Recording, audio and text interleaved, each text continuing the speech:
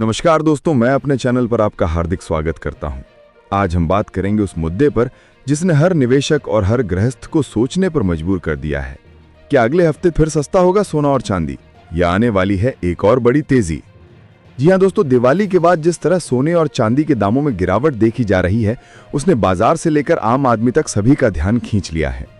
सबसे पहले बात करेंगे आज सोने और चांदी के ताजा भावों की और जानेंगे कि आखिर इस गिरावट की असल वजह क्या है।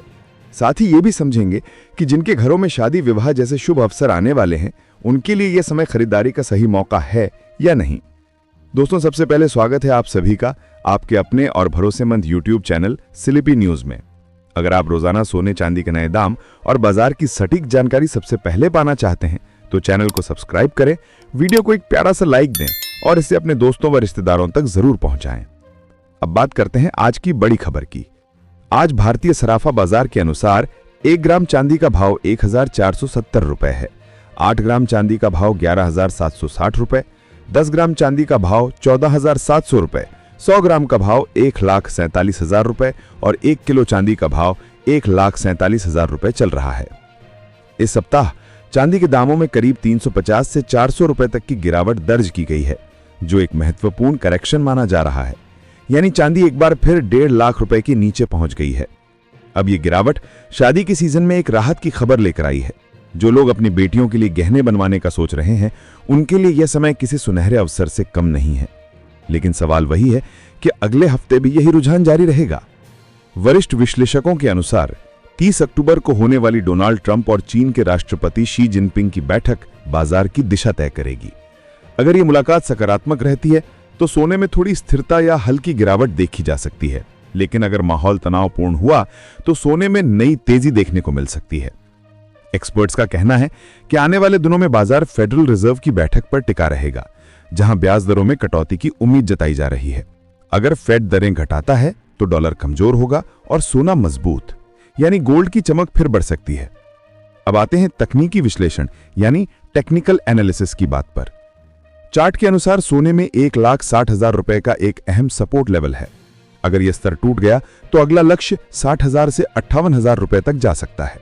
वहीं चांदी के लिए 1,44,000 रुपए का सपोर्ट पहले ही टूट चुका है, जिससे ये 1,38,000 या 1,34,000 रुपए तक जा सकती है। यानी अल्पावधि में दबाव, लेकिन दीर्घावधि में सुनहरा अवसर। गिरावट डराने के लिए नहीं, समझदार निवेशकों के लिए मौका लाती है। वैश्विक संस्थानों जैसे जेपी मॉर्गन और एनएजी के विश्लेषकों का कहना है कि 2026 तक सोना 1,38,000 से 1,50,000 और चांदी 1,85,000 रुपए के स्तर तक पहुंच सकती है। यानी जो निवेशक लंबी अवधि के नजरिए से सोच रहे हैं, उनके लिए यह गिरावट एक सुनहरी एंट्री साबित हो सकती है। लेकिन अगर आप शॉर्ट टर्म ट्रेडर हैं तो सावधानी बरतना जरूरी है। अगले 7 से 10 दिनों में बाजार में जबरदस्त वॉलेटिलिटी यानी उतार चढ़ाव देखने को मिलेगा। फेड की बैठक, कच्चे तेल के दाम और डॉलर की चाल, तीनों मिलकर सोने की दिशा तय करेंगे। दोस्तों, अब बात करते हैं आज के सोने के ताजा भावों की। आज 18 कैरेट सोना 9,963 रुपए प्रति ग्राम चल रहा है। 22 कैरेट सोना 11,580 रुपए प्रति 10 ग्राम पर है, जबकि 24 कैरेट सोना 12,150 रुपए प्रति 10 ग्राम तक पहुंच चुका है। ध्यान रखें, ये भाव होलसेल मार्केट के हैं, जिन पर आपको अलग से 3% जीएसटी और मेकिंग चार्ज देना होगा। और अब सबसे अहम बात, जब भी आप सोना या चांदी खरीदने जाएं तो हमेशा हॉलमार्क देखकर ही खरीदें, क्योंकि यही आपके गहनों की शुद्धता का असली प्रमाण है। सोना खरीदना सिर्फ खर्च नहीं, आने वाले कल के लिए एक निवेश है। कुल मिलाकर आने वाले कुछ दिन बाजार के लिए बेहद महत्वपूर्ण है।